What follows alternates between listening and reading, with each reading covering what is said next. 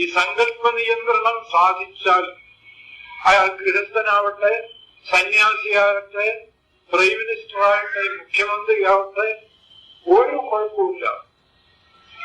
മുഖ്യമന്ത്രിയാവാൻ അവസരം കിട്ടി, മുഖ്യമന്ത്രിയായി, കുറച്ചു കഴിഞ്ഞപ്പോ മുഖ്യമന്ത്രി സ്ഥാനം പോയി, വളരെ സന്തോഷം.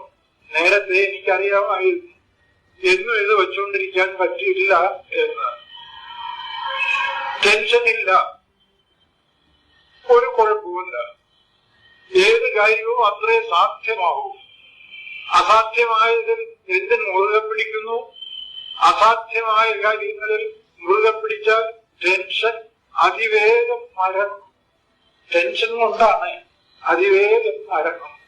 ചെറുപ്പം ആത്മഹത്യ. ഹിറ്റ്ലറും മറ്റും എന്താ ആത്മഹത്യ ചെയ്തത്? ആവശ്യമില്ലാതെ കടന്ന് സങ്കല്പിച്ചു. അതിസങ്കല്പം എന്ന് പറയും ഉപനിഷത്തിൽ മറ്റും. കടന്ന് സങ്കല്പിച്ചാൽ ആ സത്യത്തെ വിസ്മരിക്കുന്നു സങ്കല്പം. ഇവിടെ എല്ലാം ആ ഒരു സത്യത്തിന്റെ നിയന്ത്രണത്തിലാണ്. മായ ആ ഇന്ദ്രജാലം ഒരു വ്യക്തിയുടെയും നിയന്ത്രണത്തിലല്ല. ഒരു വ്യക്തിക്കും ഇവിടെ അങ്ങനെ ഒന്നും മാറ്റിമറിക്കാൻ സാധ്യമല്ല.